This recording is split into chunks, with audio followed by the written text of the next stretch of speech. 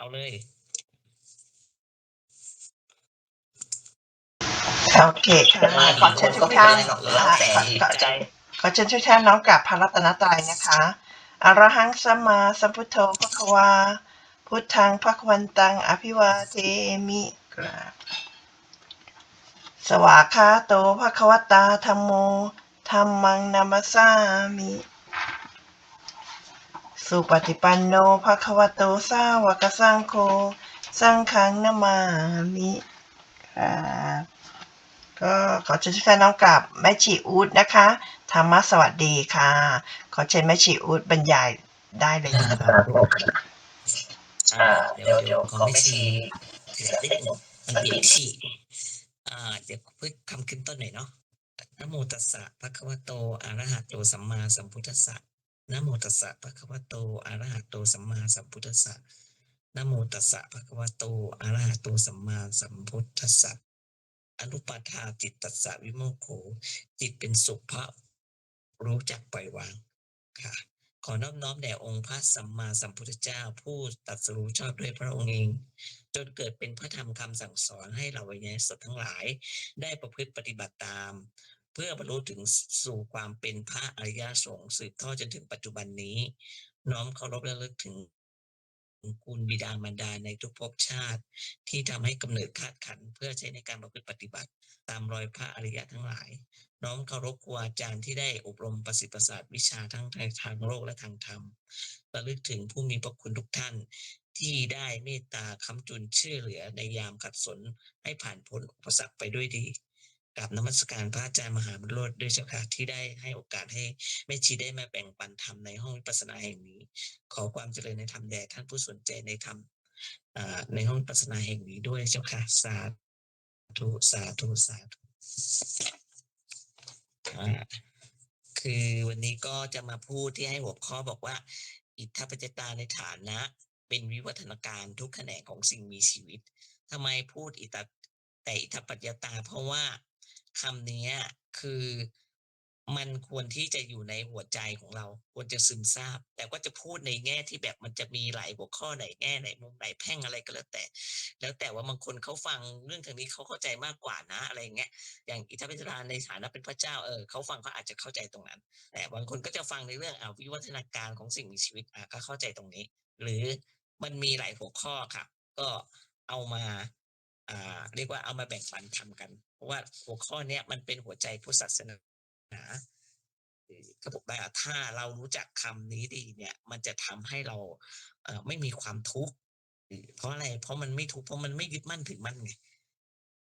หัวใจพุทธศาสนามันอยู่แค่นี้เองจริงๆแล้วมันไม่ได้มีอะไรยากนะแต่มันจะทำใจยากหน่อยนะอันนี้หัวใจพุทธศาสนาคืออิทธปัจจตาในฐานะที่มันเป็นตัวกฎมันเป็นกฎของมันอยู่แล้วของสิ่งทั้งปวงเนี่ยกฎเนี้ยแล้วก็ในฐานะที่แบบต้องทำตามกฎแหละแล้วก็มันก็จะได้ผลหรือปฏิกิริยาในฐานะที่กระทำตรงนั้นนะมันก็ไม่มีอะไรมากกว่าไอ้สามสิ่งนี้แหละคือมันเป็นกฎและทำตามกฎแล้วมันก็จะได้ผลขึ้นมานี้เทพชะตาเนี่ยมันก็แล้วแต่ว่าเราทำตามกฎเกณฑ์ของอะไรในสิ่งที่ถูกหรือสิ่งที่ไม่ดีอะไรเงี้ยมันก็แล้วแต่เนาะมันก็แบบว่ามันมีกฎของมันมันมีเสร็จแล้วก็ต้องทำตามกฎเสร็จแล้วมันก็ได้ผลตรงนั้นออกมาแต่นี่อิทธิปัจจตาเนี่ยเพราะสิ่งนี้เป็นปัจจัยสิ่งนี้มันจึงเกิดขึ้นเนี่ยมันก็หมายความว่า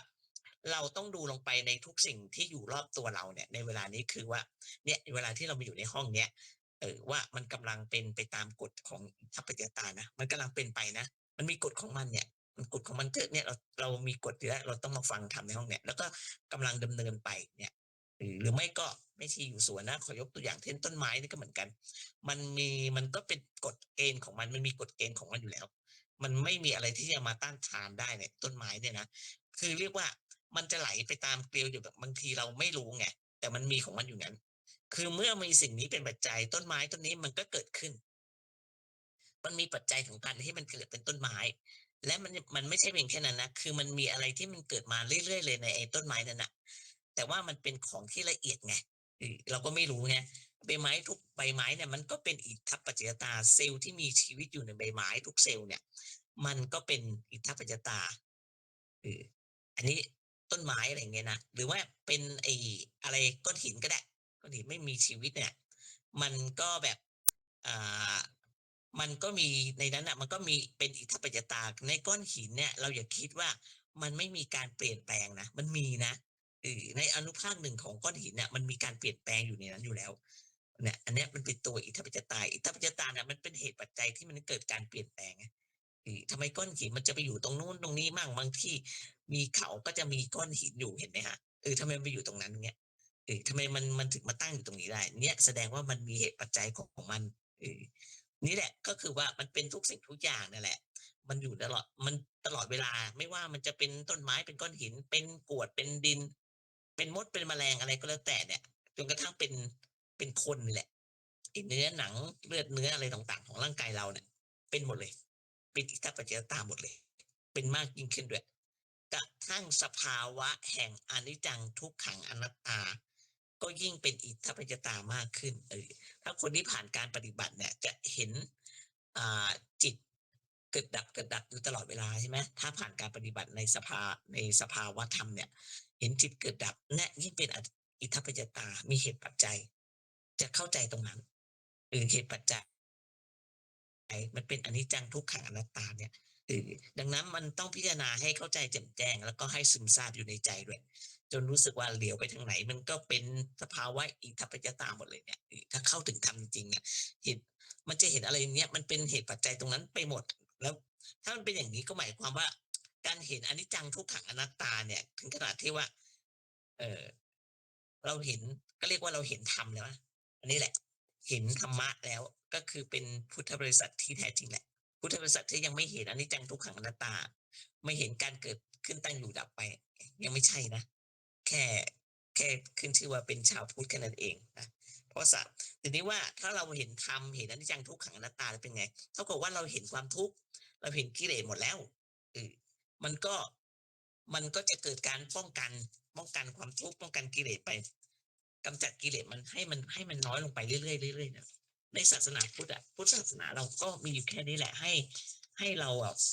มีความทุกข์น้อยลงให้ชาวพุทธเรามีความทุกข์น้อยลงแต่คือเมื่อใดรู้สึกว่าสิ่งนั้นมันเป็นอย่างนั้นน่ะมันก็เป็นของมันอย่างนั้นน่ะแม้ว่าเราเห็นสภาวะธรรมเห็นจิตเราเกิดดับตลอดเวลานะถ้าเราเห็นอยู่เรื่อยเป็นไงเราก็มันก็เป็นอยู่อย่างนั้นแล้วเราก็จะไปยังไงมันก็จะไม่ยึดมั่นถือมั่นมันก็ไม่โกรธไม่เกลียดไม่อะไรนะไม่ไปหลงโกรธหลงเกลียดอะไรเรียกว่าเป็นผู้เห็นอิทัปปัจจยตาความที่เมื่อมีสิ่งนี้เป็นปัจจัยสิ่งนี้มันก็ย่อมเกิดขึ้นนี่แหละมันเห็นความเป็นอย่างนั้นเองมันไม่ว่าจะได้ยินได้ฟังได้อะไรได้กลิ่นได้อะไรก็แล้วแต่มันก็รู้สึกว่ามันเป็นของมันอยู่อย่างนั้นไม่เห็นมันเป็นอะไรของแปลกไม่มีอะไรแปลกถ้าถึงเห็นจนถึงที่สุดแล้วนะในโลกนี้ไม่มีอะไรแปลกเลยมันอยู่อย่างนั้นนะมันจะแปลกมันจะตื่นเต้นเลยไหมอยากไปเที่ยวไหนไหมมันก็ไม่อยากไปไงเพราะว่ามันก็ไม่เห็นจะมีอะไรเลยมันก็อยู่มันอยู่นะซึ่งสมัยก่อนที่เรายังไม่รู้ทำเนี่ยเราเป็นไงเราอยากไปเที่ยวจังเลยแม่ชีแหละตัวดีแม่ชีชอบเที่ยวชอบไปเที่ยวตามป่าตามอะไรนี่นะแต่ตอนนี้อยากไปไหมไม่อยากไปเลยแม้กระทั่งไม่อยากจะขยับขยื่นอะไรไปไหนเลยเนี่ย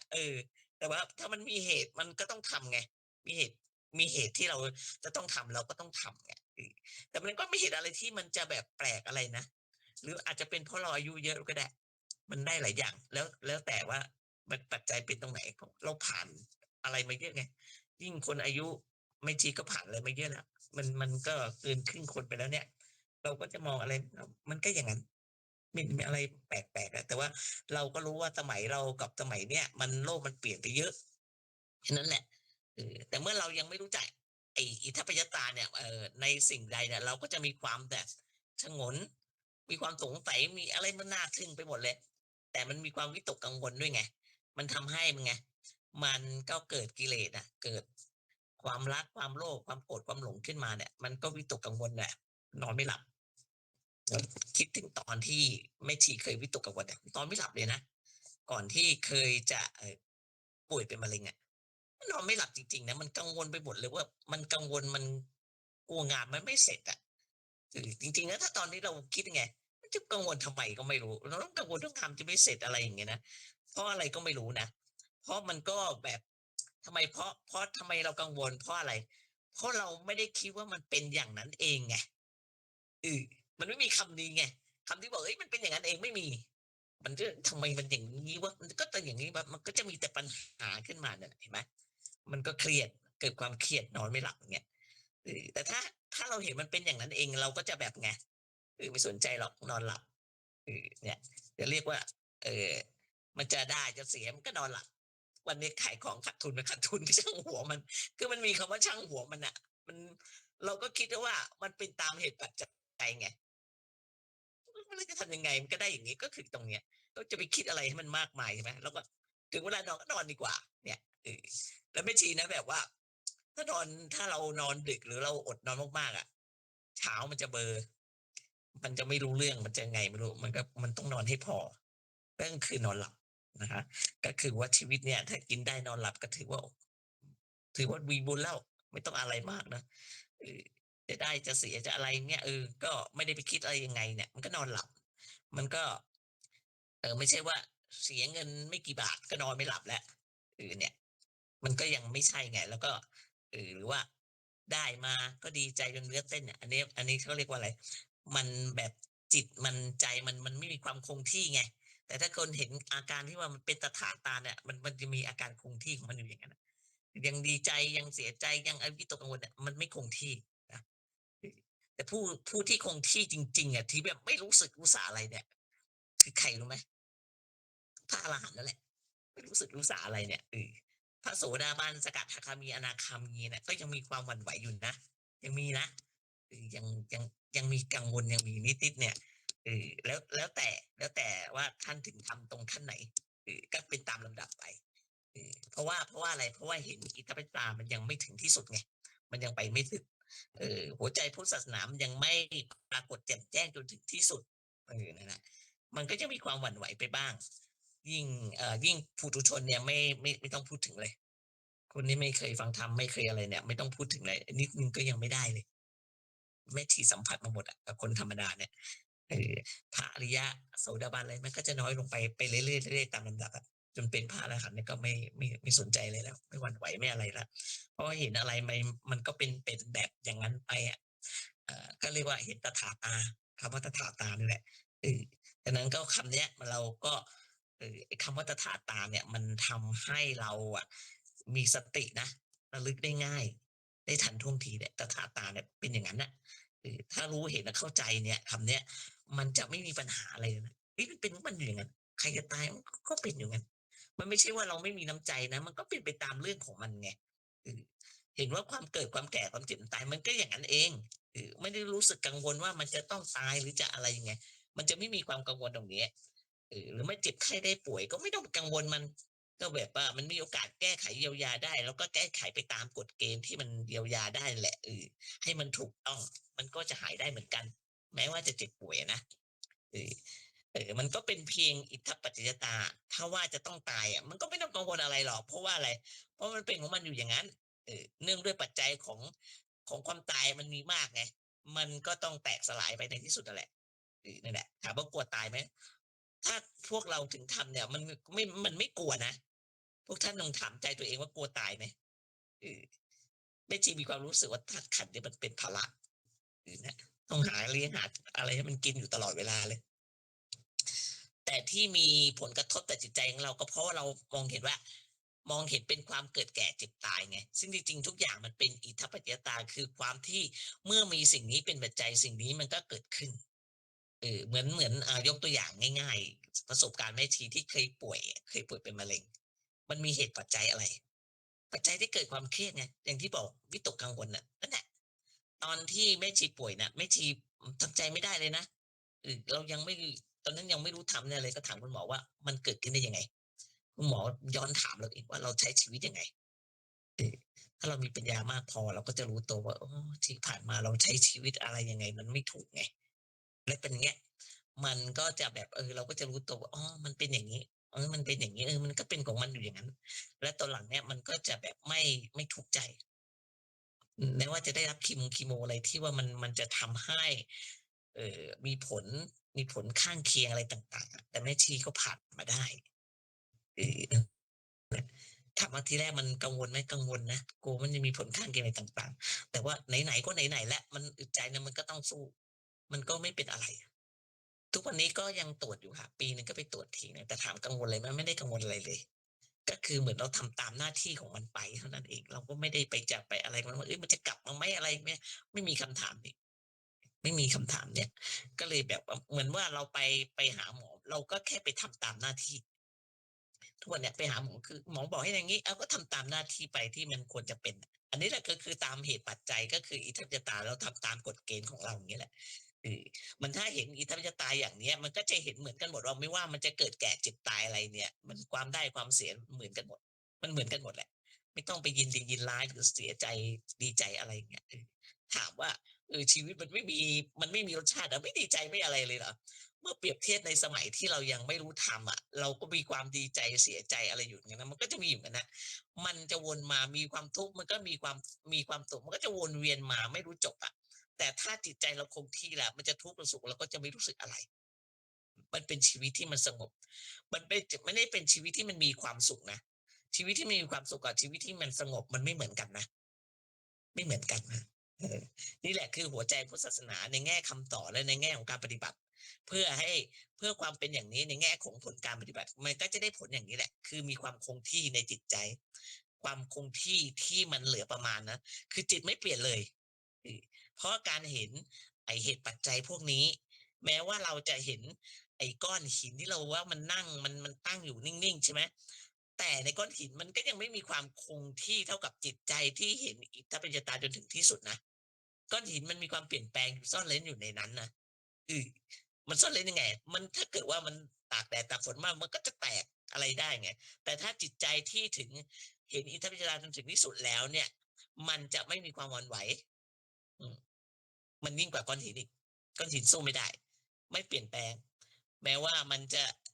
เดินจะนั่งจะอยู่กับที่หรืออะไรก็แล้วแต่เนี่ยมันก็ไม่เปลี่ยนแปลงดังคำที่พระเจ้าตรัสกับพระองคุลิมานนะตรัสกับพระองคุลิมานว่าที่องคุลิมานตะโกนเรียกให้หยุดเดี๋ยวนี้อะไรอย่างเงี้ยนะก็องคุลิมานก็บอกคือจะฆ่าพระพุทธเจ้านั่นแหละพระเจ้าก็บอกว่าเราหยุดแล้วแต่ท่านน่ะยังไม่หยุดเห็นไหมท่านยังไม่หยุดทั้งที่พระองค์ก็แบบกำลังเดินอยู่แหละทรงเดินอยู่แหละก็เรียกว่าพระองค์บอกพระองค์หยุดแล้วหยุดในที่นี้นะมันหมายถึงหยุดในความยึดมั่นถือมั่นเออมีจิตใจที่ไม่เปลี่ยนแปลงต่อสิ่งใดๆจิตมันนิ่งเสมอต้นเสมอปลายเรียกว่าจิตหยุดหวั่นไหวหยุดทะเยอทะยานหยุดเปลี่ยนแปลงหยุดอะไรหมดเลยเออเนี่ยหยุดคำนี้มันลึกซึ้งมันเป็นธรรมะลึกสูงสุดด้วยนะหยุดทั้งหมดหยุดที่ทั้งที่กำลังเดินอยู่เนี่ย หยุดไอ้ที่เนี่ยคือหยุดทะเยอทะยานหยุดไม่มีการเปลี่ยนแปลงอะไรทั้งสิ้นนี้คือผลอิทธิปญญาตาเมื่อได้รู้ปฏิบัติถึงที่สุดแล้วมันก็ทำให้คงที่มันไม่สุขไม่ทุกข์ไม่อะไรหมดเลยเมื่อการเห็นอิทธิปญญาตาเนี่ยอ่าคือเห็นสิ่งทั้งหลายทั้งปวงอ่ะมันเป็นตามเหตุปัจจัยจนทำให้เราแบบเฉยอ่ะมันก็เป็นของมันอยู่อย่างนั้นมันก็แบบว่ามันก็เกิดมันเห็นความเป็นอย่างนั้นเองเนี่ยมันไม่มีอะไรเกิดขึ้นมันก็จะทำมันก็เห็นความเป็นอย่างนั้นมันก็ไม่มีความทุกข์ไงมันเป็นของมันอยู่อย่างนั้นมันจะทำยังไงแล้วมันจะมีผลกับเราไงมันทำให้เราแก้ปัญหาต่างๆที่เรามองว่ามันเป็นความทุกข์ยากลำบากทั้งส่วนตัวส่วนรวมหรือสังคมอะไรก็แล้วแต่เนี่ยทุกวันเนี้ยสังคมมีปัญหามากมายเลยทั่วโลกเลย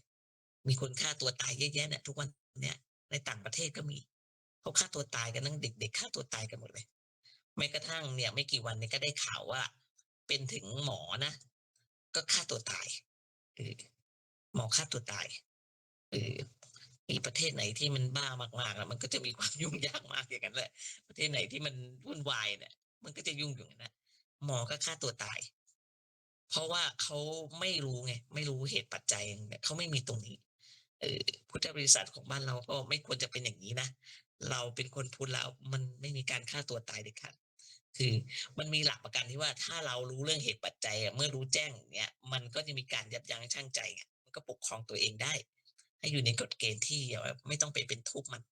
ทุกอย่างอะมันถ้าเราผ่านทุกข์มาได้เดี๋ยวมันก็มีสุขมันวนเวียนอย่างเงี้ยมันเป็นวัฏฏะมันไม่ทุกข์ของมันอยู่ตลอดปีตลอดชาติหรอก สังเกตดูก็แล้วกันเราผ่านมาอะไรมาเยอะแล้วเนี่ยนะสำหรับวันนี้เราแม่ชีก็จะมาพูดในแง่ที่ว่าอิทธิปจามันเป็นวิวัฒนาการในทุกแขนงของสิ่งมีชีวิตเรามาคุยกันกลางค่ำกลางคืนอย่างนี้แหละบ้านแม่ชีมันกลางคืนนะที่นั่นอาจจะตอนเช้าสิ่งมีชีวิตที่มันมีหลายระดับนะมันตั้งแต่พืชเลยพื พืชพันธุ์พืชต้นไม้อะไรพวกเนี้ยเออไอ้พวกตะไคร่น้ำก็เป็นพืชนะเออแล้วก็ไอ้จุลินทรีย์เนี่ยเป็นพืชหรือเป็นสัตว์ก็ได้เนี่ยมันสูงขึ้นไปอีกก็เป็นสัตว์ไงเออสัตว์เล็กสัตว์น้อยอะไรก็ได้สัตว์เคลื่อนไหวไม่เคลื่อนไหวเคลื่อนไหวไม่ได้แล้วก็เป็นคนเนี่ยมันสูงขึ้นไปอีกพวกยักษ์เทวดาพรหมอะไรก็นับเป็นสิ่งมีชีวิตนะแต่มันอยู่ในฐานะที่มันคนละภูมิกับเราไงเออมันก็สูงกว่าคุณแต่ว่าอ่าจะนับในสิ่งที่มันเป็นมนุษย์อะไรก็ได้แต่ว่ามันไม่ได้อยู่ภูมิเดียวกับเราไงแต่ที่เห็นกันชัดๆก็คือมีพืชมีต้นไม้แล้วก็เป็นพวกสัตว์เดรัจฉานเนี่ยแล้วก็คนเนี่ยสามอันเนี้ยเอ่อล้วนเป็นที่เราเห็นน่ะก็คือจะยกตัวอย่างอันเนี้ยอยู่ในภูมิเดียวกับเราเนี่ยล้วนเป็นอิทธัปปัจจยตามันไม่ว่ามันจะเป็นอย่างตัวเราก็แล้วกันมีเนื้อมีเลือดมีความคิดอะไรของมันเนี่ยการกระทำอะไรเนี่ยมันก็เป็นอิทธัปปัจจยตาการพูดจาอะไรเนี่ยจะพูดอะไรออกมามันก็ต้องมีเหตุปัจจัยอยู่แล้วใช่ไหมก่อนจะพูดคำนี้ออกมาเนี่ยส่วนใหญ่มันก็จะมีความคิดมันคิดยังไงมันก็พูดออกมาอย่างนั้นเออความคิดนั้นน่ะมันเป็นตัวอิทธัปปัจจยตาไงแล้วทำให้เราพูดออกมาไงเพราะเพราะมันมีปัจจัยอย่างหนึ่งอะอย่างใดอย่างหนึ่งทำให้คิดอย่างนั้นเช่นอะไรปัจจัยอะไรที่ทำให้เราคิดอย่างนั้นหนีไม่พ้นอายตนะนั่นแหละตาเห็นรูปเออตาเห็นรูปจมูกได้กลิ่นอะไรเงี้ยลิ้มลิ้นได้ลิ้มรสเนี่ยมันมันมันกระทบอยู่ตลอดเวลาในลักษณะอย่างใดอย่างหนึ่งอะมันเกิดเป็นความคิดขึ้นมาเลยแต่ทีนี้เราก็แบบมีเหตุปัจจัยที่จะทำในตารูปเห็นรูปฟังเสียงดมกลิ่นอะไรเงี้ยมันมีอยู่ตลอดเวลาไม่สิ้นสุดนะไอ้ผัสสะพวกเนี้ยไม่ว่าคนสัตว์อะไรเนี่ยมันก็เป็นของมันอยู่อย่างนั้นแหละเออมันมีอันเนี้ยเป็นเหตุเป็นปัจจัยสำหรับต้นไม้เอาเป็นว่าต้นไม้ก็แล้วกันเนี่ยเราไม่รู้ว่ามันมีตามีจมูกมีลิ้นไหลเปล่านะแต่ว่ามันมีอย่างหนึ่งคือมันมีความรู้สึกมันมีความรู้สึกเหมือนกันคือเช่นไอ้ผิวเปลือกไม้อะไรเงี้ยเพราะว่า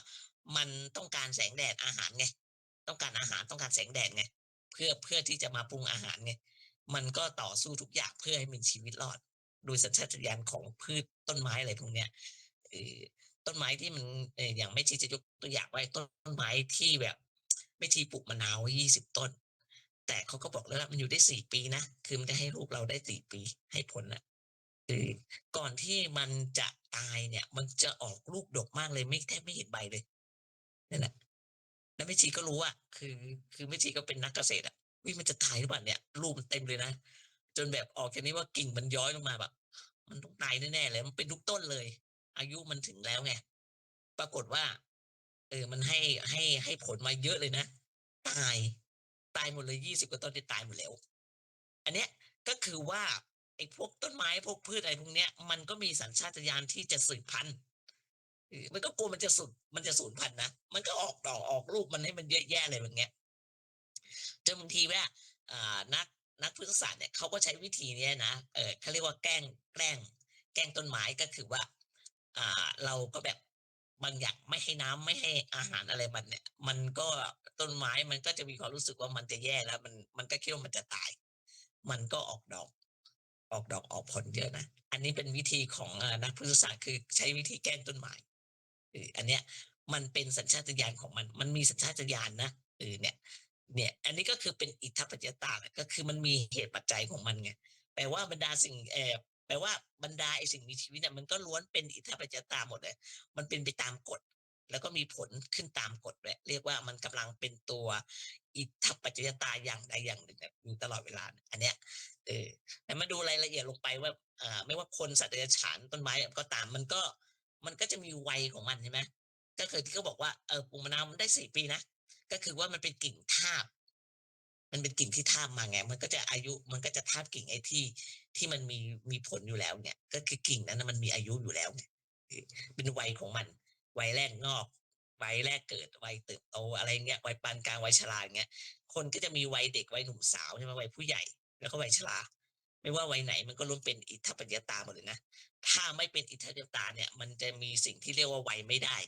ไม่มีเพราะว่าถ้าไม่มีอิทธัปปัจจยตาเนี่ยสิ่งทั้งหลายมันก็จะเป็นไงมันก็จะมันก็จะคงที่ไม่เปลี่ยนแปลงไงเออถ้าไม่เป็นอิทธัปปัจจยตาเนี่ยมันจะคงที่มันไม่เปลี่ยนแปลงไอ้ตัวอิทธัปปัจจยตาเนี่ยมันทำให้มีการเปลี่ยนแปลงแต่เพราะเหตุที่มันมีอิทธัปปัจจยตามันแบบเป็นผู้มีอำนาจอะ ควบคุมบรรดาลสิ่งทั้งหลายทั้งปวงอยู่มันจึงมีความเปลี่ยนแปลงเกิดขึ้นเนี่ยสิ่งนี้เรียกว่าวัยหรืออายุเราเนี่ยมันเปลี่ยนแปลงเกิดขึ้นเพราะมันไปตามเหตุตามปัจจัยเนี่ยเออมันก็เป็นแบบบัญญัติเป็นเด็กมั่งเป็นหนุ่มสาวผู้ใหญ่ชราอะไรก็แล้วแต่เนี่ยฉะนั้นมันจึงไม่มีข้อยกเว้นไม่ว่ามันจะเป็นวัยก่อนปฏิสนธิการเจริญเติบโตจนกระทั่งตายไปมันก็เป็นหมดเลยเป็นตามเหตุปัจจัยของอิทธิปัจจตาหมดเลยทั้งสิ้นเลย ในบรรดาสิ่งมีชีวิตโดยเฉพาะคนเนี่ยซึ่งเป็นสัตว์ที่มันมีความรู้เนี่ยมีความสามารถนะมีความฉลาดมีความก้าวหน้ามีวิวัฒนาการมากเลยจนมีการศึกษาส่วนสัตว์เดรัจฉานมันไม่มีการศึกษานะมันก็เป็นไปตามสัญชาตญาณของมันแม้ว่าสัตว์บางอย่างมันจะถูกให้ฝึกฝนให้ฉลาดขึ้น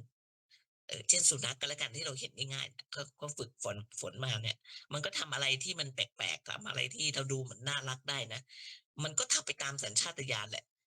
สัญชาตญาณแห่งการจำได้มันจำได้ความที่รักชีวิตมันเพื่อให้มันอยู่เนี่ยมันก็ต้องรู้จักต่อสู้เพื่อให้มันอยู่รอด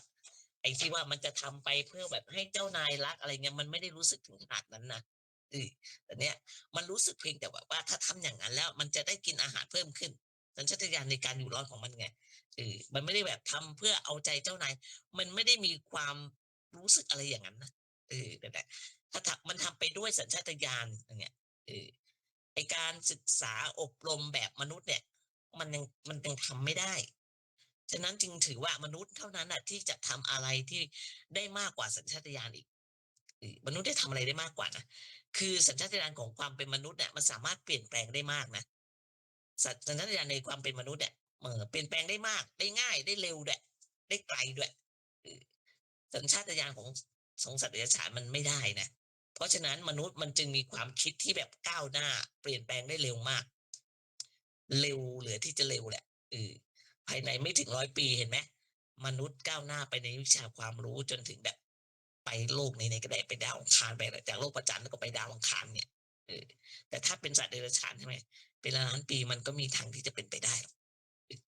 อันเนี้ยนะเออการศึกษาเนี่ยมันมีอำนาจมากนะแต่มันจะชนะอิทธิปัจจตาได้หรือไม่เออแม้ว่ามีการศึกษามีวิวัฒนาการเท่าไรถามว่ามันชนะอิทธิปัจจตาได้ไหมตอบเลยว่าไม่ได้เป็นไปไม่ได้เลยเพราะตัวการศึกษาน่ะมันก็คืออิทธิปัจจยตานั่นแหละเออมันเป็นกฎเกณฑ์ต่างๆที่มันพบขึ้นมามันยิ่งเป็นอิทธิปัจจตาใหญ่เลยฉะนั้นมนุษย์จะรู้อะไรเพิ่มขึ้นใหม่ๆทำอะไรได้ใหม่ ก็เป็นไปหมดแหละไม่มียกเว้นฉะนั้นจะมีการศึกษาหรือไม่มีก็เป็นเรื่องของอิทธิวิทยาตาไปหมดแหละเพราะมันมีเหตุปัจจัยอย่างนั้นมันจึงมีการศึกษาเพราะมันมีเหตุปัจจัยอย่างนั้นมันจึงมีการศึกษาไม่ได้นั่นแหละดังนั้นจะเอามาเป็นเครื่องลบล้างอิทธิวิทยาตาเนี่ยมันไม่มีทางที่จะเป็นไปได้ไม่มีช่องทางแต่ประกาศลบล้างไม่ได้ซึ่งมีคนนักวิทยาศาสตร์ที่จะพยายามที่จะทำตรงนี้นะแม้กระทั่งหมอ ก็ยังทำไม่ได้เลย เป็นเอาว่าชีวิตที่มันเต็มด้วยการศึกษาชนิดไหนก็ตามน่ะมันก็เป็นตัวอิทธิปัจจตาหมดเลย เป็นไปตามปัจจัยเปลี่ยนแปลงตามปัจจัยเสมอกันหมด เรียกว่าอิทธิปัจจตาในฐานะที่มีวิวัฒนาการ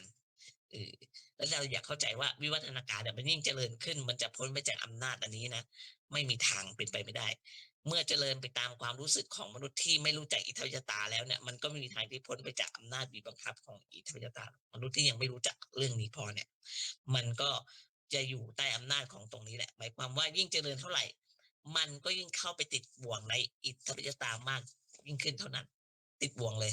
โดยที่เขาไม่ได้ศึกษาเรื่องนี้หมายความว่ามันจะก้าวหน้าจะเจริญค้นคว้าเท่าไหร่มันก็ยิ่งติดบ่วงความทุกข์มากขึ้นไปเท่านั้น จะเจริญก้าวหน้าค้นคว้าทดลองเท่าไหร่ก็ตามก็ติดบ่วงของความทุกข์มากขึ้นไปอีก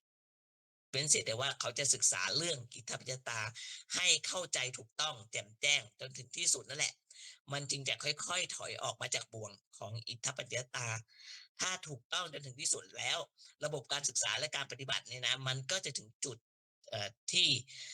ความดับสิ้นไปแห่งความทุกข์จุดจบของอิทธิปัจจตามีตรงนี้นะจะถึงความสิ้นไปของความทุกข์นี่เรียกว่าจุดมุ่งหมายหรือเป็นผลจะถึงวิธีใดก็ด้วยความรู้เรื่องทรัพยตาและควบคุมให้มันเป็นไปในทางที่ให้มันมีอำนาจน้อยลงการปรุงแต่งมันนาจน้อยลงไปเรื่อยๆคือการปรุงแต่งนั่นแหละ การปรุงแต่งที่ว่าคือปรุงแต่งในทางที่จะทำให้เกิดความรักโลภโกรธหลงอะไรนี่แหละให้สิ้นสุดลงในจุดไหนมันก็เป็นความสิ้นสุดแห่งความทุกข์ไปนี้แหละเป็นการดับสนิทโดยสิ้นเชิงแห่งความทุกข์มันมีขึ้นไปตามกฎเกณฑ์ในอิทธิปยตาเนี่ยคือการกระทำที่ถูกต้องตามกฎเกณฑ์มันจึงจะถึงนิพพานได้ตามกฎเกณฑ์ของมันตามกฎเกณฑ์ที่ถูกที่อิทธิปยตาในกฎเกณฑ์ที่ถูกขึ้นมามันก็ถึงนิพพานได้นิพพานนี่เป็นตัวอิทธิปยตาไหมไม่ใช่นะนิพพานไม่เป็นอิทธิปยตามันอยู่เหนือตรงนั้นแล้วแต่เป็นจุดมุ่งหมายของอิทธิปยตานิพพานเป็นจุดมุ่งหมายแต่ไม่ใช่ตัวอิทธิปยตาแล้วมันจะถึงได้ด้วยการที่เป็นไปอย่างถูกต้องตามกฎเกณฑ์ของอิทธิปัจจยตาด้วยมันจะถึงได้มันต้องใช้อิทธิปัจจยตาเหมือนกันแต่ถ้ามองให้ลึกกว่านั้นนิพพานมันก็เป็นอสังขตธรรมมันไม่เปลี่ยนแปลงแล้วรวมทั้งอยู่ในพวกที่เป็นกฎหมายความว่าเป็นตถาตาความเป็นอย่างนั้นนิพพานก็เป็นตถาตานะมันเป็นความอย่างมันเป็นอย่างนั้นนะแต่ไม่ใช่อิทธิปัจจยตาเพราะมันเปลี่ยนแปลงไม่ได้แล้วตอนนี้ตถาตามันมีอยู่2อย่าง1ชนิดที่มันไม่เปลี่ยนแปลงไม่มีเหตุปัจจัยเช่นนิพพานนั่นแหละและชนิดหนึ่งคือมันมีเหตุปัจจัยมันก็แบบมีความทุกข์เป็นตถาตาที่ไปที่เป็นไปเพื่อความทุกข์ไอ้ตถาตาที่เป็นไปเพื่อความทุกข์ก็มีนะเป็นอย่างนั้นมันเป็นทุกข์ดังนั้นมันจึงไม่ใช่ของแปลกทั้งนิพพานแล้วก็ไอ้วัฏฏะสงสารเนี่ยตถาตาที่เป็นเพื่อความทุกข์มันเป็นวัฏฏะสงสารนิพพานก็สักแต่ว่าเป็นนิพพานวัฏฏะสงสารก็สักแต่ว่าเป็นวัฏฏะสงสารเพราะมันไม่ใช่ตัวตนไม่มีตัวมีตนมันไม่ใช่สิ่งที่แบบจะยึดถือถ้าไปยึดนิพพานก็ยังไม่ใช่ไงไปยึดนิพพานมันก็ยังไม่ใช่นิพพานมันไปยึดอยู่ไม่ใช่นะนิพพานมันไม่มีการยึดอะไรแล้วเพราะฉะนั้นมันจึงเป็นตถาตาเหมือนกันหมดวัฏฏะสงสารหรือนิพพานมันก็เป็นตถาตามันเป็นอย่างนั้นเหมือนกันหมดมันยึดไม่ได้อย่างนี้เรียกว่ารู้เรื่องตถาตาชัดเจนที่สุดแล้วสามารถที่จะนำพาชีวิตให้พ้นจากความทุกข์ไปได้เพราะเรารู้เรื่องอิทธิปัจจตาเป็นอย่างดีหรือตถาตาเลยแหละถ้าเรามองทุกอย่างมันเป็นตถาตาความเป็นอย่างนั้นเองเนี่ยมันจะทำไงมันจะทำให้ใจเราเนี่ยมันเบานะมันเป็นอย่างนั้นนะเราก็ไม่เหมือนว่าไม่ถือสาไม่เดือดร้อนอะไรไปอย่างนั้นไงอาศัยกฎเกณฑ์ของอิทธิปัจจตาให้เป็นไปในทางที่มันจะดับเสียได้ซึ่งกระแสแห่งอิทธิปัจจตานั่นเองสำหรับความก้าวหน้าในเรื่องวิวัฒนาการของอิทธิปัจจตาในฐานะที่เป็นวิวัฒนาการเนี่ยทำให้เรารู้จักสิ่งที่เรียกว่าวิวัฒนาการเพื่อที่เราทำไมมันจะได้ไม่ไปหลงไหลในสิ่งที่เป็นวิวัฒนาการ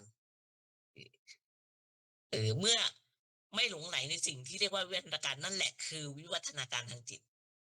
ไม่หลงไหลในวิวัฒนาการนั่นคือวิวัฒนาการทางจิตไม่มีความหลงไหลนะถ้าจิตยังหลงไหลอยู่ในวิวัฒนาการของจิตเองเนี่ยนะมันก็ยังเป็นจิตที่ยังไม่มีวิวัฒนาการงงไหมไม่งงเนาะจิตที่ยังหลงไหลในวิวัฒนาการของจิตก็ยังเป็นจิตที่ยังไม่มีวิวัฒนาการมันต้องไม่หลงไหลจิตที่ไม่หลงไหลคือจิตที่มีวิวัฒนาการแล้วถ้ายังหลงไหลอยู่มันก็ยังไม่ใช่ถ้าพูดแรงๆหลวงพ่อบอกยังโง่อยู่ในคำที่หลวงพ่อได้เขียนบทความตรงนี้นะมันมีคำรุนแรงมากนะไม่ชิดก็ไม่กล้าที่จะเอามาพูดมากหรอกพวกเราก็อยู่ในห้องเนี้ยนะคือไม่ชิดก็แปลงเป็นคำพูดที่มันให้มันดูดีหน่อยนะของหลวงพ่อเนี่ยจะแบบจะกระทุ้งอะไรที่มันแรงนะเพราะถ้ามันมีวิวัฒนาการจริงมันจะต้องไม่ชอบไม่หลงไหลอันนี้หมายถึงวิวัฒนาการทางจิตนะมันถ้าไม่มีวิวัฒนาการจริงมันจะไม่ชอบไม่หลงไหลในเรื่องวิวัฒนาการอีกต่อไปไม่หลงวิวัฒนาการนี้เป็นตัวอิทธิปัจจตาถ้าเราไปหลงไหลมันก็จะเป็นความโลภไม่ได้ดังใจก็โกรธขึ้นมาสงสัยก็หลงขึ้นมามันก็ไม่พ้นจากโลภโกรธหลงนั่นแหละแล้วมันจะเป็นวิวัฒนาการได้ไงแสดงว่าจิตยังไม่มีวิวัฒนาการเลยยังมีโลภโกรธหลงอยู่เลยถ้าจิตมันไม่มีตรงนี้แล้วก็คือนั่นแหละจิตมีวิวัฒนาการแล้วถ้าจิตถ้ายังยึดวิวัฒนาการอยู่ก็ยังไม่มีวิวัฒนาการเป็นอย่างนี้นะวิวัฒนาการทางกายอันนี้ทางกายก่อนนะนักวิทยาศาสตร์ได้ค้นคว้าวิวัฒนาการทางวัตถุเนี่ยเขาได้รู้จักวิวัฒนาการของสิ่งมีชีวิตส่วนที่เป็นวัตถุตั้งแต่โลกยังไม่มีอะไรนะโลกยังเป็นดวงไฟที่ลอยเคว้งคว้างอยู่จนโลกค่อยๆเปลี่ยนแปลงไปมาเป็นโลกที่มนุษย์ที่อาศัยอยู่ทุกวันนี้ วิวัฒนาการมันก็มีเปลี่ยนแปลงทางวัตถุก่อนใช่ไหมพร้อมกันนั้นมันก็มีเปลี่ยนแปลงทางจิตใจซ่อนอยู่ในนั้นด้วยมันต้องเปลี่ยนแปลงทางวัตถุก่อนเพราะไม่อย่างนั้นโลกที่อ่าที่ไม่เคยมีต้นไม้มีมนุษย์เนี่ยมันจะเกิดขึ้นมาได้ยังไงมันก็มีวิวัฒนาการของมันใช่ไหมในเมื่อโลกแท้ๆน่ะมันเป็นดวงไฟนะที่มันลอยเคว้งคว้างอยู่นะพอมันเย็นตัวลงมันก็กลายเป็นหินเป็นแร่ธาตุอะไรต่างๆที่มันอยู่ในหินนั่นแหละฉะนั้นเมื่อล้านปีแล้วอะหินที่มันเย็นตัวลงมันก็เกิดการเปลี่ยนแปลงไงจากแสงอาทิตย์มั่งจากอะไรมั่งแล้วก็สลายตัวเป็นธาตุเป็นอนูต่างๆในส่วนต่างๆของโลกมีทองคำบ้างเป็นดีบุกบ้างอะไรอย่างเงี้ยซึ่งซึ่งแต่ก่อนมันเป็นดวงไฟมันไม่มีนะแล้วมันก็มีขึ้นมาได้เพราะมันมีวิวัฒนาการในทางวัตถุของมันไงแต่อีกทางหนึ่งคือว่าเมื่อความร้อนมันไม่มีแล้วใช่ไหมไฟมันมอดไปเลยหมดแล้วน่ะมันก็จะมีความชื้นเกิดขึ้นอันนี้แม่ชีพูดถึงการวิวัฒนาการของโลกเราเนี่ยเออจนมันเป็นน้ำที่มันเป็นฝนทั้งแดดทั้งฝนมันก็ทำให้โลกเปลี่ยนไปเรื่อยๆนั่นแหละความหมักหมมในน้ำเนี่ยมันก็ทำให้เกิดมีสิ่งมีชีวิตไงแต่มันมีน้ำขึ้นมามันจะมีสิ่งมีชีวิตนะที่เขาบอกเขาไปค้นพบดาวอังคารมันมีน้ำไงนักวิทยาศาสตร์เห็นว่ามันมีน้ำเขาสันนิษฐานเลยว่าจะต้องมีสิ่งมีชีวิตก่อนแหละเพราะโลกเราแบบมีน้ำขึ้นมามันจะเกิดมีสิ่งมีชีวิตขึ้นมามันจะมีเซลล์ที่มันมีชีวิตนะเซลล์ของสิ่งมีชีวิตอยู่ตรงนั้นเซลล์ที่มีความรู้สึกมันก็จะมีความรู้สึกนะที่เราเรียกว่าใจไงเออมันมีเป็นธาตุอะไรอะธาตุมโนหรือธาตุวิญญาณอะไรก็เริ่มแต่มันก็เริ่มแสดงตัวออกมาเป็นธาตุชีวิตธาตุความรู้สึกอะไรเงี้ยมันแสดงตัวออกมาในเซลล์เล็กๆนี่แหละเออที่เขาไปค้นพบดาวอังคารแล้วมันเจอแหล่งน้ำไงนั่นแหละเขาสันนิษฐานว่าเฮ้ยมันจะเป็นที่อยู่ของสิ่งมีชีวิตได้ไหมอะไรเงี้ยก็ตอนนี้ก็ไม่รู้ว่าทดได้ค้นพบไปถึงไหนแล้วนะ ต่อมาเป็นหลายๆเซลล์เนี่ยคือหมายถึงว่าอันนี้ของเราก่อนนะไปเจอเซลล์ที่มันมีชีวิตมันก็เรียกว่ามันจะมีความรู้สึกตรงนั้นก็คือใจเป็นธาตุมโนอะไรพวกเนี้ยต่อมาไอ้เซลล์หลายๆตัวเนี่ยมันรวมกลุ่มกันมันก็เป็นสัตว์เป็นต้นไม้เกิดขึ้นมาเจริญเติบโตชนิดที่เราเห็นอยู่ในทุกวันนี้นั่นแหละเนี่ยมันเป็นวิวัฒนาการของมันอย่างเงี้ยนี่แม่ชีเอาย่อๆนะเล่าแบบว่าให้เข้าใจกันแบบง่ายๆย่อๆเนี่ย ฉะนั้นไม่ว่ามันจะดูกันในแง่ไหนมันก็ยิ่งเป็นอิทธัปปัจจยตาเห็นไหมมันเกิดวิวัฒนาการขึ้นมามีเหตุปัจจัยขึ้นมาเนี่ยมากขึ้นไปด้วยคือเห็นอิทธัปปัจจยตาชนิดที่ว่าโลกเราเป็นดวงไฟที่ลุกโพงอยู่อะมันก็กลายเป็นสัตว์เป็นคนเป็นต้นไม้ขึ้นมาได้เนี่ยเออเป็นอะไรที่เราแบบเห็นกันจนทุกวันเนี้ยนั่นแหละมันก็มีวิวัฒนาการของมันถ้าอิทธัปปัจจยตามันไม่เก่งจริงไงนะ มันไม่ทำให้สิ่งเหล่านี้เกิดขึ้นได้หรอกเออฉะนั้นวิวัฒนาการในส่วนวัตถุนี้คืออิทธปปัจจตาตามการค้นคว้าการศึกษาความรู้อะไรแต่ของนักวิทยาศาสตร์นักชีววิทยาอะไรทั้งหมดแหละเออร่างกายมันก็จะมีวิวัฒนาการในลักษณะแบบเนี้ยร่างกายเราเนี่ยจนกระทั่งมันเป็นฐานที่ตั้งสำหรับที่จะให้สิ่งที่เรียกว่าจิตร่างกายเราอะเป็นฐานที่ตั้งของจิตหรือนามธรรมมีโอกาสได้แสดงตัวออกมาด้วย มันมีวิวัฒนาการของมันเป็นชีวิตที่มันมีความรู้สึกไม่ว่าจะเป็นต้นไม้เป็นสัตว์เป็นบุคคลอะไรอย่างเงี้ยมากกว่านั้นมันก็จะเป็นเทวดาเป็นพรหมมันก็มีชีวิตนะเออในบางศาสนาเชื่อว่าพระเจ้าเนี่ยสร้างขึ้นมาบันดาลให้มีในสิ่งพวกเนี้ยหมายความว่าจะมีสิ่งใดสิ่งหนึ่งมันมีอำนาจมากที่จะทำให้มีสิ่งทั้งหลายเปลี่ยนแปลงและเกิดขึ้นเนี่ยเขาบอกพระเจ้าสร้างขึ้นมา เพราะฉะนั้นแม้ว่าศาสนาไหนจะบัญญัติพระเจ้าหรือจะบัญญัติอะไรมันก็ไม่พ้นจากลักษณะการของอิทธัปปัจจยตาไปได้อย่างที่เคยกล่าวไว้ในครั้งก่อนว่าพระเจ้านั่นเองก็คือตัวอิทธัปปัจจยตานั่นแหละตัวตัวกฎซึ่งศาสนานั้นเขาก็เชื่อว่าพระเจ้าของเขาคือกฎการที่พระเจ้าจะทำให้สิ่งต่างๆเปลี่ยนแปลงไปยิ่งเป็นอิทธัปปัจจยตาเพราะมันมีการสร้างมันมีการทำให้เป็นไปให้มีการเปลี่ยนแปลงมันเป็นอิทธัปปัจจยตาไปหมดแหละเออศาสนาบางลัทธิเนี่ยก็มีที่มีพระเจ้าเนี่ยเป็นอิทธัปปัจจยตาอย่างเต็มที่ด้วยกันทั้งนั้นแหละเพราะตัวเขาเองก็ยังบอกเลยพระเจ้าของเขาคือกฎพระเจ้าเป็นสิ่งที่บันดาลทุกอย่างให้เปลี่ยนแปลงไปพระเจ้าบันดาลให้มีผลเกิดขึ้นอันนั้นเนี่ยถ้ามันเทียบกับของเราก็คือเป็นอิทธัปปัจจยตาของเขายิ่งเป็นใหญ่เลย แม้พุทธศาสนาก็ยอมรับในสิ่งนี้นะในข้อเท็จจริงอันเนี้ยโดยบัญญัติว่าโดยบัญญัติคำว่าอิทธัปปัจจตาไงบัญญัติคำนี้ขึ้นมาพระเจ้าตรัสว่าคำว่าอิทธัปปัจจตาเนี่ยมันเกิดในฐานะเป็นหัวใจของพุทธศาสนาซึ่งมันก็คือทั้งหมดคือเมื่อมีสิ่งนี้เป็นปัจจัยสิ่งนี้มันจึงเกิดขึ้นเพราะฉะนั้นธรรมของพระเจ้าน่ะไม่มีทางที่จะผิดหรอกเพราะทนต่อการพิสูจน์มาแล้วทุกยุคทุกสมัยทุกแง่ทุกมุมอ่าทุกแพ่งทุกพายอะไรแบบหมดเลย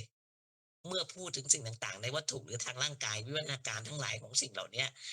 ก็คืออิทธิปญตาตัวอย่างเช่นในเนื้อหนังผิวหนังของคนเราสมัยยุคหินนะพี่เมธีเคยไปดูในพิพิธภัณฑ์อะแสดงแสดงถึงยุคหินมนุษย์ยุคหินของเราเนี่ยจะมีขนนะคล้ายๆลักษณะเหมือนลิงอะแต่ไม่มีหางไงแต่มีขนมีผิวหนังกระด้างมีขนขึ้นมาไงแต่คนสมัยนี้เป็นไงไม่ได้เป็นแบบนั้นแล้วอะนั่นนะมันก็ไม่เหมือนกันไงสมัยก่อนก็อยู่ในถ้ำอยู่อะไรแต่เป็นมนุษย์ยุคเข็นน่ะสมัยนี้เป็นยังไงมันก็แบบเราก็กินอาหารที่มันทำให้บำรุงผิวพรรณประเทืองผิวพรรณรูปไร้อะไรต่างๆมันมีพวกเนี้ยมันก็ทำให้ผิวผิดแผกออกไปอะเนี่ยมันเป็นวิวัฒนาการทั้งที่ก็เป็นคนมีเชื้อสายเหล่ากอมาจากคนป่าในสมัยนู้นนั่นแหละ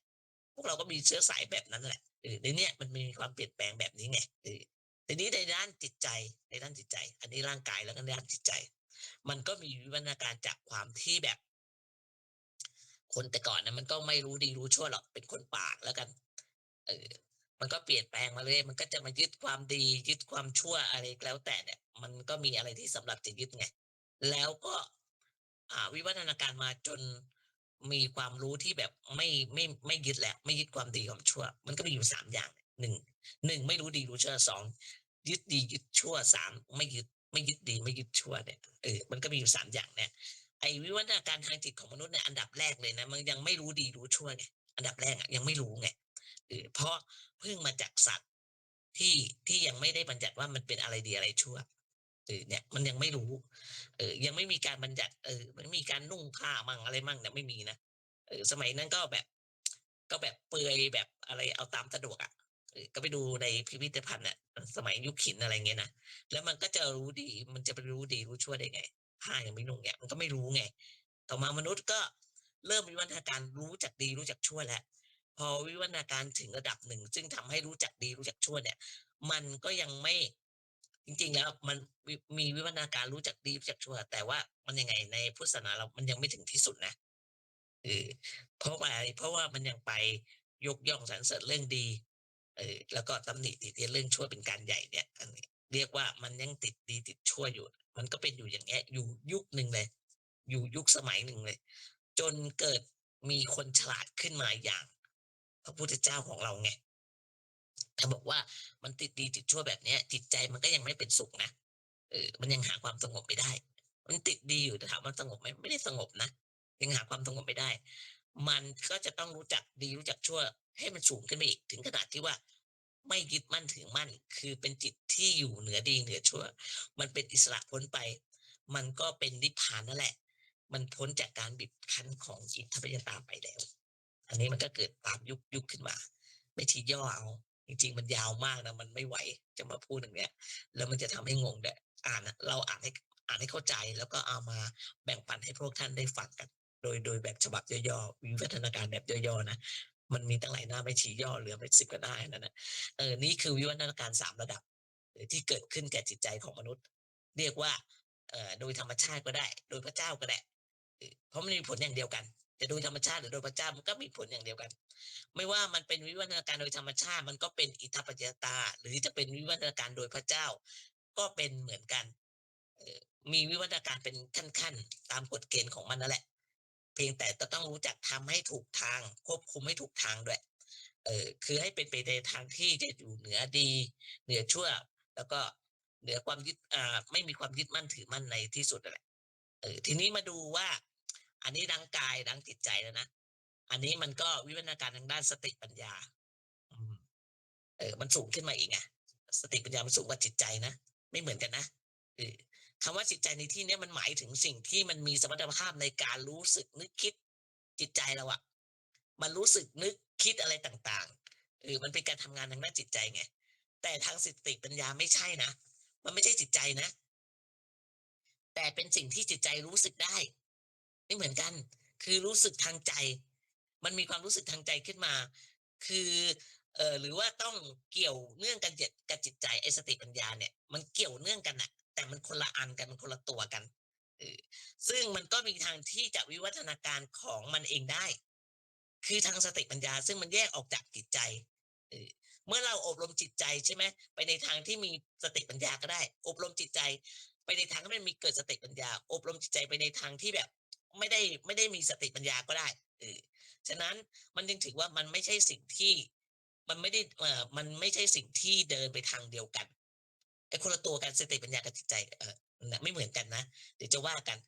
แต่จะอบรมสติปัญญาก็ต้องผ่านทางจิตใจมันคนละตัวแต่เราจะอบรมสติปัญญามันก็ต้องผ่านการจิตใจด้วยจิตใจมันต้องรับรู้ไงหรือว่าการเป็นอยู่ทั้งหมดรวมทั้งร่างกายด้วยร่างกายด้วยทั้งชีวิตทั้งหมดโดยศึกษาให้รู้และปฏิบัติจริงตามที่รู้นั่นแหละมันจึงจะเกิดความสว่างไสวเอ่ออันใหม่ขึ้นมาในจิตใจจิตใจรับรู้แล้วเกิดสติปัญญาขึ้นมามันก็เกิดความสว่างไสวในจิตใจเออซึ่งทำให้จิตใจมันเปลี่ยนแปลงได้ เมื่อมีวิวัฒนาการในด้านสติปัญญา มันทำให้จิตใจเปลี่ยนแปลงได้จนสามารถทำให้จิตนั้นมันไม่ต้องทุกข์อีกต่อไปไงเกิดสติปัญญาขึ้นมาซึ่งมันคนละตัวกันอืมแม้ว่าร่างกายและจิตใจมันจะเป็นอิทธปัจจตาที่มันเปลี่ยนแปลงและเป็นทุกข์อยู่ตามธรรมชาตินะร่างกายกับจิตใจเนี่ยแต่ถ้ามีสติปัญญาที่มีวิวัฒนาการสูงพอมันก็จะช่วยแก้ไขเพื่อให้จิตใจนั้นเอ่อไม่วิวัฒนาการไปในทางที่เป็นทุกข์ ใจไม่วิวัฒนาการให้มันเป็นทุกข์มากยิ่งขึ้นไม่เอาก็คือเรามีสติปัญญาช่วยมันไม่มีทุกข์ไม่มีทุกข์ยิ่งขึ้นจนหมดทุกข์ไปและสุดท้ายก็คือทุกข์ไม่เป็นจนหมดทุกข์ไปเลยอะเออฉะนั้นสติปัญญาสูงสุดน่ะมันหมายความว่าจิตใจนั้นได้รับการอบรมจนถึงที่สุดสติปัญญากับจิตใจไม่เหมือนกันนะแต่สติปัญญาเมื่อมีวิวัฒนาการทำให้จิตใจนั้นสว่างไสวนั่นแหละมันก็ได้รับการอบรมมันก็ได้รับผลตรงนั้นไปด้วยมันก็ทำให้จิตใจมันสูงขึ้นไปด้วยแต่ความสามารถหรือสมรรถภาพนั้นมันอยู่ที่สติปัญญาเขาถึงมีวิธีการอบรมสติปัญญาโดยเฉพาะคือทำให้รู้แจ้งเออสติปัญญาจะเกิดความรู้แจ้งจิตใจมันก็จะเปลี่ยนไปเองการอบรมจิตใจเนี่ยให้มีสมรรถภาพล้วนๆเนี่ยเรียกว่าอบรมจิตเป็นวิวัฒนาการของจิตล้วนๆเลยนะอบรมจิตเนี่ยมันมีที่บอกว่าไปอบรมจิตเนี่ยมันเป็นวิวัฒนาการของจิตล้วนๆให้มีกำลังจิตที่สูงสูงชนิดที่ว่าอืมบางทีก็มันเหาะเหินเดินอากาศก็ได้แสดงฤทธิ์อิทธิปาฏิหาริย์ก็ได้อันนี้อารมณ์จิตนะเป็นการอบรมจิตให้มีสมรรถภาพตามแบบของจิตล้วนๆก็คือการทำสมถะภาวนาไงนั่นแหละบางคนมีฤทธิ์มีอะไรได้เนี่ยมันเป็นการอบรมจิตล้วนๆแต่มันยังไม่ได้มีสติปัญญานะเกิดฤทธิ์เกิดเดชขึ้นมาแต่ยังไม่มีสติปัญญาอย่างยกตัวอย่างว่าพวกยักษ์พวกมารเนี่ยเขาก็เหาะได้ไงแต่มันรู้มรรคผลไหมไม่ได้บรรลุนะฉะนั้นการอบรมจิตล้วนๆเนี่ยทำสมถะเนี่ยยังบรรลุมรรคผลไม่ได้ถ้ายังไม่ได้อบรมสติปัญญาเออแม้ว่าพระอริยะเนี่ยจะเหาะเหินเดินอากาศไม่ได้นะก็คือแต่สามารถมีปัญญาบรรลุมรรคผลได้ดับทุกข์ได้ทำนิพพานให้แจ้งได้ไม่เหมือนกันฉะนั้นสติปัญญามันสำคัญแต่มันเนื่องด้วยจิตใจถ้าสติปัญญาสูงพอจิตใจก็สูงด้วยดังนั้นจิตใจจึงไม่ใช่สิ่งเดียวกับสติปัญญาสรุปมาแล้วด้วยเหตุนี้มันจึงมีแนวทางที่จะมีวิวัฒนาการของมันเองแต่ในที่สุดแล้ววิวัฒนาการของสติปัญญาก็ไม่พ้นไปจากอิทธปัจจยตานั่นแหละซึ่งเป็นไปตามกฎเกณฑ์ที่ว่าเพราะมีสิ่งนี้เป็นปัจจัยสิ่งนี้มันจึงเกิดขึ้นไปอย่างนี้เรื่อยไปแหละจนแบบมันไม่มีอะไรนอกไปจากกฎนี้แหละฉะนั้นอิทธปัจจยตามันจึงเป็นทั้งหมดของวิวัฒนาการไม่ว่าจะเป็นทางวัตถุทางกายทางจิตหรือทางสติปัญญาล้วนแต่เป็นอิทธปัจจยตาที่เรียกว่ามันเป็นอย่างนั้นเองไม่มีอะไรที่มันจะวิเศษแล้ว ไม่ว่าอบรมสติปัญญาแล้วมันก็ไม่มีอะไรวิเศษที่แบบ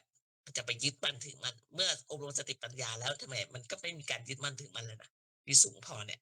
นี่ทางกายทางจิตทางสติปัญญา3อย่างนี่แหละมันเป็นสิ่งที่เรียกว่าสิ่งที่เรียกว่ามีศัพท์คำว่าอัญญมัญญปัจจัยแก่กันและกันอัญญมัญญปัจจัยแก่กันและกันอัญญมัญญแปลว่าแก่กันและกันเช่นวิวัฒนาการทางกายเป็นอัญญมัญญปัจจัยแก่วิวัฒนาการทางจิตนะวิวัฒนาการทางจิตก็เป็นอัญญมัญญแก่แก่ปัจจัยแก่ทางกายและทางสติปัญญาด้วยวิวัฒนาการทางสติปัญญาก็เป็นอัญญมัญญปัจจัยแก่วิวัฒนาการทางกายและทางจิตมันเนื่องกันหมดเลยเรียกว่ามันเป็นปัจจัยซึ่งกันและกันเช่นคำว่าไออัญญปัญญาอันเนี้ยในบทสวดในงานศพอ่ะมันจะมีนะคำเนี้ยอัญญมัญญปัจจโยแปลว่าอัญญมัญญปัจจโยนั่นก็คือสิ่งที่มันจะต้องอาศัยซึ่งกันและกันถึงจะเป็นไปได้กายอาศัยจิตจิตอาศัยสติปัญญาสติปัญญาอาศัยจิตจิตอาศัยกายอย่างเงี้ยเนื่องกันอยู่อย่างเงี้ยคืออาศัยซึ่งกันและกันนี่แหละมันยิ่งเป็นอิทธปัจจยตาใหญ่เลยก็มันมีเหตุมีปัจจัยที่มันอาศัยกันและกันไงคือมันเป็นไปโดยลำพังไม่ได้มันต้องอาศัยกันกายมันก็ต้องอาศัยจิตจิตมันก็ต้องอาศัยกายอาศัยสติปัญญาด้วยมันอยู่โดยลำพังไม่ได้นะมันต้องมีความเนื่องสัมพันธ์กันซึ่งกันและกันมันก็เป็นอิทธปัจจยตาเห็นชัดเลยกายต้องอาศัยจิตจิตก็ต้องอาศัยกายเนี่ยมันไม่เห็นชัดเลยเห็นความเป็นปัจจัยซึ่งกันและกันเลยเนี่ยอย่างเงี้ยที่แบบว่าอัญญมัญญะเนี่ยมันเป็นว่าซึ่งกันและกันมันมีอยู่ในบทสวดในงานศพอะมันมีลองฟังดูนะอันเนี้ยก็มันก็ไม่มีอะไรนอกจากอำนาจของอิทธปัจจยตาไปได้หรอกแม้ว่ามนุษย์จะพยายามแก้ไขนะหรือเปลี่ยนแปลงกฎเกณฑ์เนี่ยแต่มันก็เป็นไปไม่ได้เลยยิ่งแก้มันก็ยิ่งเห็นใหญ่หนักขึ้นไปอีกมีหมอคนหนึ่งเขาก็แบบอยากจะแก้ไขเรื่องความตายเป็นไงยิ่งแก้ก็ยิ่งเป็นอิทธปัจจยตาแก้ไขความตายได้เลยมันจะไม่ให้มนุษย์ตายมันเป็นไปไม่ได้อยู่แล้วนั่นแหละถ้าเขาไม่รู้ธรรมะถึงสุดมันต้องตายอยู่แล้วมันต้องมีการตายนะฉะนั้นว่ารู้ว่ามันเป็นอย่างเนี้ยเราก็ไม่มันเป็นอย่างมันอยู่อย่างนั้นนะมันก็ต้องมีการตายกันไม่ต้องมียึดมั่นถือมั่นมันไม่มีตัวมีตนอ่ะคนสัตว์สิ่งของอะไรเป็นมึงเป็นกูเป็นอะไรก็แล้วแต่เนี่ยมันก็เป็นอิทธปัจจยตาเหมือนกันหมดแหละเพราะฉะนั้นเป็นไงทุกอย่างเป็นอย่างนั้นเองก็ให้เรามีความเมตตาปราณีต่อกันดีกว่าที่จะเป็นศัตรูกันเพราะทุกอย่างมันก็เป็นของมันอยู่อย่างนั้นใช่ไหม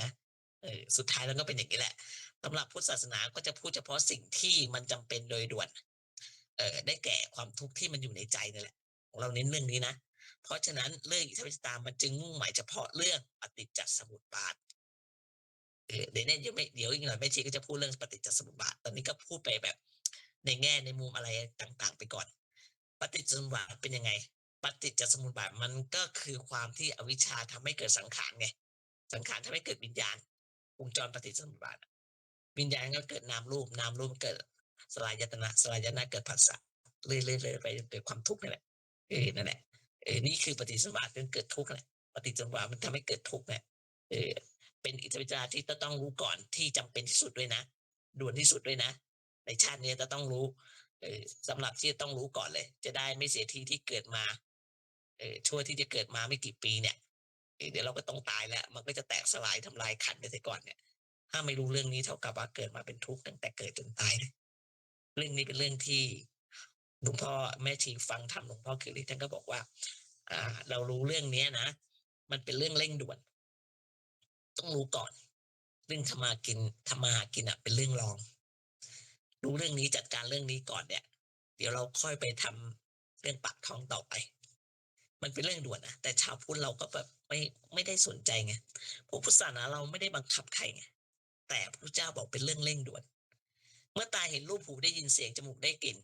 เมื่อจิตไปรับรู้อารมณ์ทางอายตนะทั้ง6เนี่ยทุก6อายตนะ6ทั้ง6เวลาเนี่ยถ้าเราไม่รู้นะปฏิจจสมุปบาทมันจะโผล่ขึ้นมาทันทีเลยสำหรับที่จะทุกข์นี้คืออิทธิปัจจยตาที่มันร้ายกาจมากเรื่องปฏิจจสมุปบาทเดี๋ยวจะพูดในข่าวต่อไปนะเดี๋ยวจะดูก่อนว่าตามลำดับยังไงเนี่ยวันนี้สำหรับก็จะกล่าวโดยสรุปว่า เราก็อย่าไปบูชาไอ้วิวัฒนาการนั้นในฐานะที่มันประเสริฐเลิศเลออะไรนะอย่าไปบูชามากโลกเรามันเจริญขึ้นเราก็ไปหลงไหลในสิ่งที่เอ่อธรรมดานั่นแหละแต่เรามองเป็นว่าเป็นสิ่งที่ไม่ธรรมดามันก็ทำให้เกิดความทุกข์มาได้อ่าไอ้วิวัฒนาการทั้งหลายน่ะอย่างเช่นอะไรโทรศัพท์อะมันเปลี่ยนอยู่เรื่อยเนาะเดี๋ยวแบบนี้ก็เป็นอย่างงี้ก็จะเปลี่ยนใหม่อีกแล้วเนี่ยแต่ว่าถ้ามันถ้าเรามองเห็นว่ามันเป็นอย่างนั้นนะอย่าไปเปลี่ยนมันเลยของเก่าก็ใช้อยู่ดีอะเมื่อก่อนแม่ชีก็บ้าเออยังไม่ได้รู้ธรรมะเลยนะแบบอยากได้โทรศัพท์ใหม่ๆเลยหมดเงินไปตั้งเท่าไรเครื่องไหนมาก็จะเอาอันนั้นน่ะเดี๋ยวนี้เอาไม่เอาแล้วมันก็เห็นมันเป็นอย่างนั้นใช้มาใช้ไปมันก็เหมือนเดิมอะเราก็จะไปใช้อะไรมากมายแอปเอิปอะไรนะไม่ได้รู้เรื่องอะไรมากมายเดี๋ยวไม่ซื้อมันเสียเงินเปล่าๆมียี่ห้อใหม่รุ่นใหม่มาก็ไปซื้อเพื่อจะอวดเพื่อจะอิ่มใจอะไรก็แล้วแต่ก็หวงแหนเข้าไปอีกซื้อมาแพงก็หวงเนี่ย ถ้ารู้เรื่องวิวัฒนาการนั้นมันก็เป็นเพลงอิทธิปัจจตานั่นแหละเขาคิดอะไรขึ้นมาใหม่มันก็จะไปดูเล่นอะไรก็ได้ไม่ต้องเสียเงินซื้อแล้วเว้นแต่ว่าจะเอามาทำประโยชน์จริงๆอะแหละก็เป็นอีกเรื่องหนึ่งแต่เราอย่าไปหลงไหลเออไปซื้อมาใหม่ให้มันอิ่มใจอะไรเงี้ยรู้สึกว่ามันมีอะไรที่ซื้อมาเพื่อให้รู้ว่าเรามีอะไรดีๆกับเขาเหมือนกันเงี้ยแต่มันเสียตังค์ไงอย่างนี้แล้วถูกอิทธิปัจจตาหลอกเอานะหลอกเอานั่นแหละ เพราะฉะนั้นอย่าไปหลงไหลคือว่ามันแปลกมันก้าวหน้ามันไม่มีอะไรแปลกประหลาดแล้วตอนนี้แม่ชีมองก็โทรศัพท์บ้าบอคอแตกเลยไม่อยากดูแล้วเออมันนอกจากมันจะบ้าไปกว่าเดิมเท่านั้นเองถ้ามันยิ่งแปลกๆมันยิ่งบ้ากว่าเดิมถ้าเรารู้อย่างงี้แล้วมันก็แบบว่าเราก็ไม่ตื่นเต้นไม่หวั่นไหวไปตามอะไรไม่ไปทึ่งไม่ไปสนใจอะไรอย่างเงี้ยเออ ก็ไม่มีสิ่งใดแบบถามว่าไอ้วิวัฒนาการมันทำให้โลกวุ่นวายมากขึ้นนะจริงๆอะก็เราก็ต้องใช้สติปัญญาต่ออิทธิปัจจตาที่มัน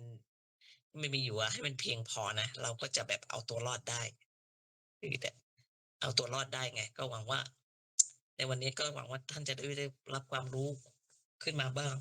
อะไรพูดเรื่องอิทธิปัจจตามันหลายแง่หลายมุมเนี่ยก็เผื่อว่าบางคนฟังแบบอย่างงี้จะเข้าใจบางคนฟังอิทธิปัจจตาแบบนั้นจะเข้าใจมากกว่า มันเป็นเรื่องที่เราต้อง